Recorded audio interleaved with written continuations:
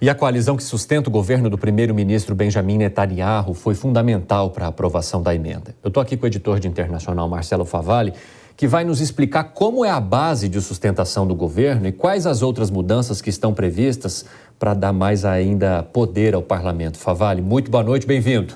Boa noite, Cine. Boa noite também a todo mundo que nos ouve, que nos acompanha. É entender como é que é a base de sustentação de Benjamin Netanyahu no Knesset, que é a palavra em hebraico para Assembleia. É óbvio que ele tem uma maioria, mas eu chamo a atenção para esse número aqui, 32.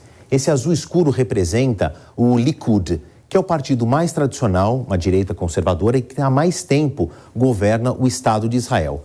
Na última formação do parlamento, que é de março desse ano, o Likud continuou com o maior número de cadeiras, mas muito longe das 61. Por quê? São 120 cadeiras, obviamente, quem tem metade mais uma tem o domínio do parlamento e indica o primeiro-ministro. O Likud teve de procurar parceiros para formar uma coalizão.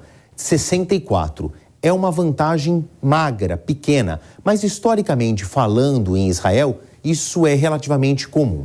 Agora, a quem Netanyahu foi bater na porta para tentar essa coalizão que foi formada em março? Eu trago aqui estes dados. Está aqui o Likud de direita, duas legendas de extrema direita e os ultra-ortodoxos. São religiosos que fazem parte de uma legenda política. Esses ortodoxos, eu volto daqui a pouco, porque eles são muito importantes para o desenvolvimento dessa explicação. Então, quando o Likud, na figura do Benjamin Netanyahu, conseguiu essa coalizão e conseguiu liderar o Knesset, ele colocou, então, na pauta algo que é muito particular para ele, muito caro para ele. Essas reformas no legislativo que sobrepõem o parlamento à Suprema Corte. Eu vou fazer rapidamente aqui uma lembrança de conceito do que é a democracia liberal, democracia plena, os conceitos de democracia que a gente conhece para os freios e contrapontos. É importante distribuirmos as forças, os três poderes, para diferentes pessoas, para que haja aí o chamado contraponto. Pensando na economia, é o seguinte, o ministro da Economia e o presidente do Banco Central não podem ser a mesma pessoa. Um tem poder de fabricar o dinheiro, o outro tem o poder de ditar como se gasta. É bom que isso fique em mãos separadas para não dar conflito de interesse. Então, olhando agora politicamente esse conceito, vamos ver o que Benjamin Netanyahu conseguiu, com a sua coalizão, passar nessa segunda-feira. A lei aprovada, como ela está escrita mesmo, limita juízes a anular decisões do governo que os juízes considerem irrazoáveis. Agora, é muito importante eu trazer uma notícia que talvez não seja clara para todo mundo e talvez seja surpreendente para parte da nossa audiência. Israel não tem uma constituição. É um país aí de 80 anos que, por ser tão plural, ainda não conseguiu formar a sua Constituição. Ué, se não tem Constituição, como é que ditam as regras os juízes e a Suprema Corte? Pelo chamado Common Law, um senso de racionalidade.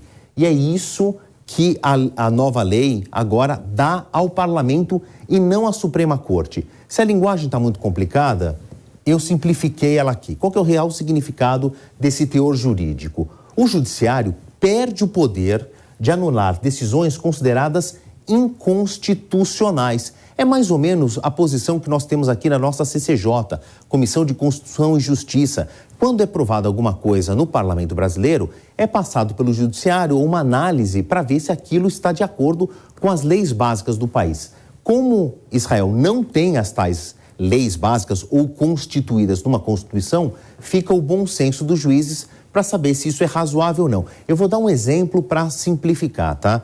Israel tem uma disputa de território com palestinos. Muitas vezes, colonos israelenses vão à justiça contra palestinos, dizendo esse território é meu, esse limite já foi imposto para esse grupo.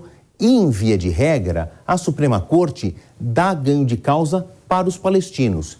Diante desta nova nomenclatura, desta nova lei aprovada nesta segunda-feira, fica muito mais provável que o parlamento dê razão aos colonos judaicos, desfavorecendo os palestinos. Isso é apenas um exemplo, eles se multiplicam aos milhares.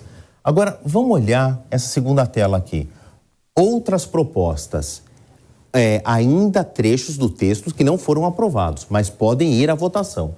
revisar a legalidade das chamadas leis básicas de Israel, essa common law que eu estava falando agora há pouco, e mudança na escolha dos juízes da Suprema Corte, que é uma coisa meio como uma tríplice lista, né? Magistrados participam, o parlamento também.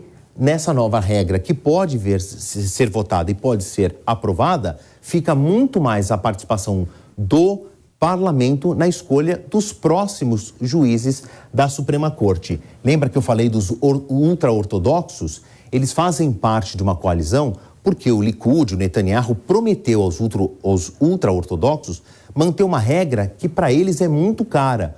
Os religiosos não participam do serviço militar obrigatório aos jovens israelenses.